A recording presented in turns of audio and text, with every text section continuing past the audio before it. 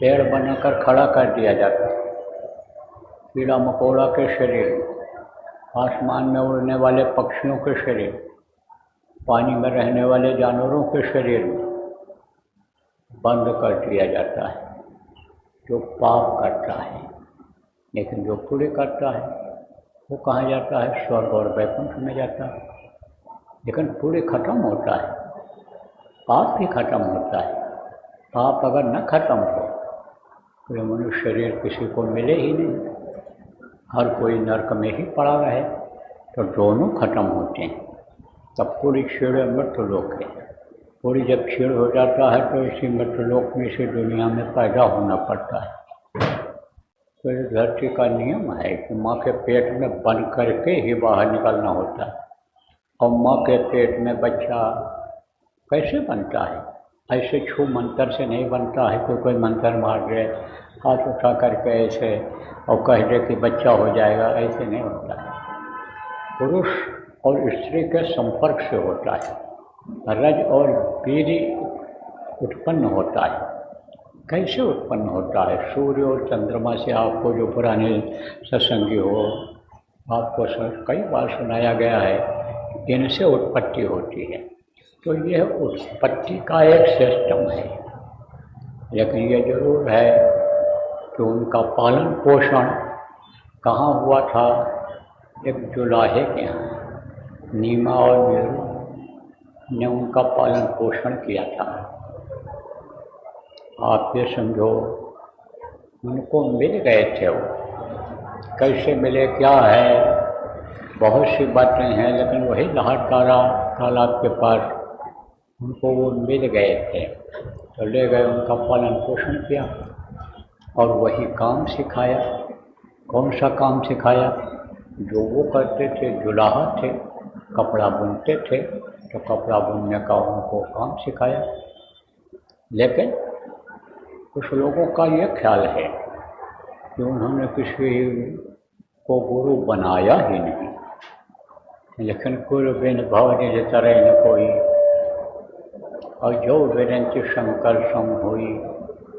आप ये समझो कि चाहे ब्रह्मा या शिव के समान हो, लेकिन बगैर गुरु के कोई पार नहीं हो सकता है। और बगैर सिद्धि, बगैर उपलब्धि के पार होना भी बड़ा कठिन है। गुरबिन माला फेरते और गुरबिन करते दान, और गुरबिन निष्फल सब भया। कह गए वेद पुराण। तो ये वेद पुराण, ये जो किताब है, ये मार्गदर्शिका है, यह भी कहती हैं बगैर गुरु के यह माला फेरना ये सब बेकार है। निगुरा सकुड़ा किसको कहते हैं? कि जो गुरु नहीं करता है उसको निगुरा कहते हैं। कबीर साहब ने खुद कहा है कि निगुरा मुझको ना मिले और पापी मिले हजार, और एक निगुरा के शीश पर लख पापी का भार। उन्होंने कहा जो निगुरा है, गुरु नहीं किया, उसको लाख पापियों का बोझा उसके सिर पर होता है। उसके सिर पर लाख पापियों का बोझा होता है। तो गुरु मैंने बनाया था। किसको बनाया था? रामानंद जी महाराज को बनाया था। वो उस वक्त के अनेक विद्वान थे। विद्वता अलग चीज़ होती है और ज्ञान अलग होता है।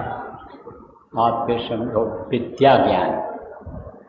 विद्वान किसको कहते हैं? विद्या ज्ञान। विद्या ज्ञान किसको कहते हैं? जो पढ़ने लिखने, मुँह से बोलने में आता है। आप ये समझो कि वो विद्या होती है जो बोल सिखाता है। जैसे मास्टर लोग पढ़ाते हैं, मुँह से बोल करके, लिख करके बताते हैं, तो वो विद्या दान देते हैं। कोई हुनर का दान देता है, बता देता है, लकड़ी का काम, लोहे का काम, तो वो भी एक गुरु ही होते हैं। तो अब आप ये समझो कि वो जो यानी विद्या का विद्वान जिसको कहते हैं हो जाता है, वो अलग होते हैं। विद्वान अलग होते हैं, साधक अलग होते हैं। साधक किसको कहते हैं? जैसे आप जो नामदानी हो, साधना करते हो, किसको साधते हो? अपने शरीर को साधते हो। जो संकल्प बना लिए हो कि हमको 1 घंटा ध्यान लगाना है, 1 घंटा भजन करना है, वो जो शरीर को रोक कर रखते हो, मन जो आपका भगता है, इधर उधर घूमता है, उसको घुमा करके लाते हो, जहाँ देखते हो वहाँ रोकते हो, जो आवाज़ आप सुनते हो उस आवाज़ की तरफ लगाते हो अपने कान को, अंदर के कान को, तो उसको साधना कहते हैं। साधक अलग होते हैं, विद्वान अलग होते हैं, और आत्मदर्शी तत्वदर्शी अलग होते हैं। पुराने लोगों की यह समझने लायक बात है। जो अभी बहुत जल्दी नाम डाल लिए हो, कम सत्संग सुने हो, अभी आप जब और भी सत्संग कई बार सुनोगे, बार बार सुनोगे, तब समझ में आएगा। लेकिन पुराने लोग जो सुनते रहते हो, आपको बताया गया कि जीवात्मा यहाँ बैठी हुई है और वही पूरे शरीर को चलाती है। जीवात्मा का मुँह इधर नीचे की तरफ हो गया है, मन के साथ इधर हो गया, और मन का साथ इसका पड़ गया, त्रिपुटी से ही साथ में लग गया, और मन जीवात्मा का जिगरी दोस्त हो गया। तो मन जिधर जाता है, जीवात्मा की भी ताकत उधर चली जाती है।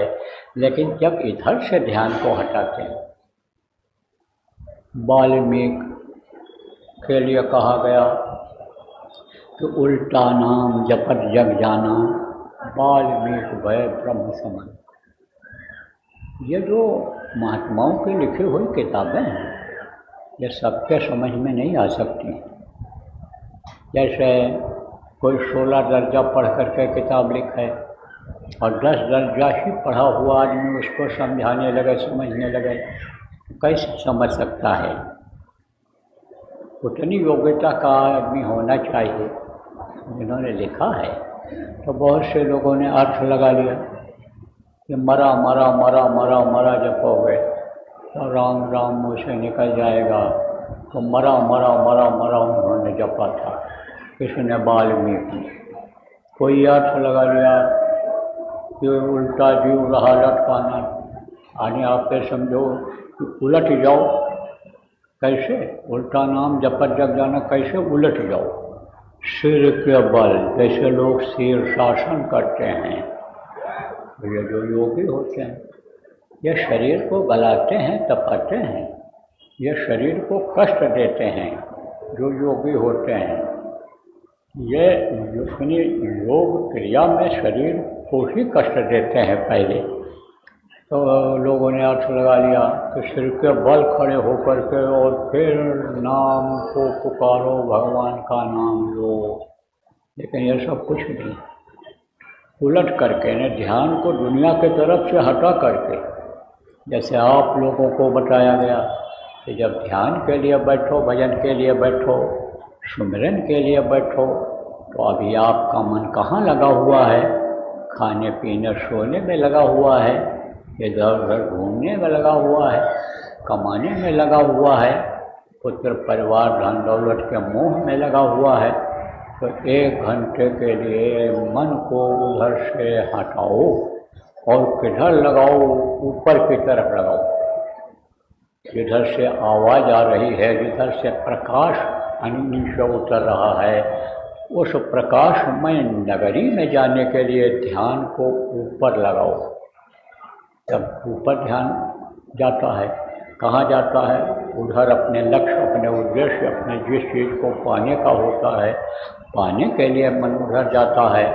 तो अब आप ये समझो कि जब उधर मन चला जाता है और जीवात्मा मन का साथी है, यानी दोनों साथ में हैं, तो जीवात्मा जब ऊपर जाती है, यानी कहाँ से? ये पिंडी 10वां द्वार जिसको कहा गया, जहाँ जड़ और चेतन की गांठ बंधी हुई है। तो ये जो जड़ है, जड़ किसको कहते हैं?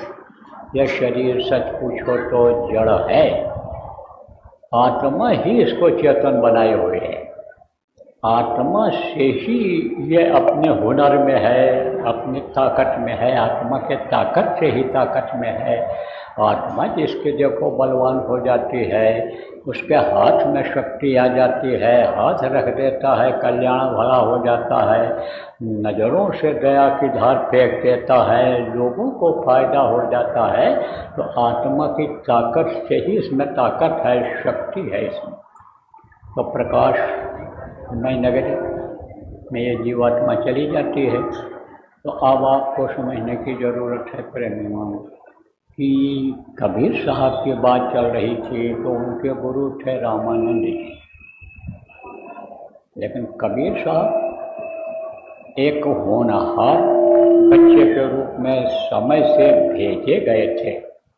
आप फिर समझो होनहार बच्चा कैसा होता है कि जैसे राम भगवान थे, गोस्वामी जी महाराज ने लिखा ना कि गुरु ग्रह पढ़न गए रघुराई और अल्पकाल विद्या सब पाई, थोड़े समय में ही सारी विद्याओं का ज्ञान उन्होंने कर लिया था।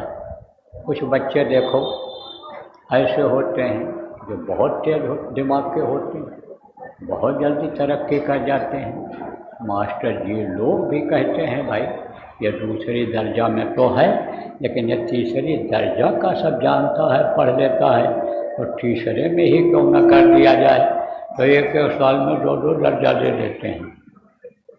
अमेरिका में एक सत्संगी हैं, उनके यहाँ मैं रुका था, गया था, तो उन्होंने यही परिचय कराया, क्या ये मेरा बेटा है और ये बहुत तेज है। अब विज्ञान में इसने खोज किया है और इसको इनाम मिला है, और ये एक दर्जे को एक साल में 2 दर्जा ये पढ़ता चला है। कम उम्र का 13-14 साल का लड़का, लेकिन आप समझो 10वीं में टॉप कर गया वो 3 साल में। जबकि 5 साल में मैच्योर होते हैं बच्चों का, सही होता है, पढ़ने लायक होता है। तो अब आप ये समझो प्रेमियों कि दिमाग कुछ लोगों का तेज होता है। किसका तेज होता है? बाढ़ पुत्र पिता के धर्म और खेती बाढ़ अपने कर्म।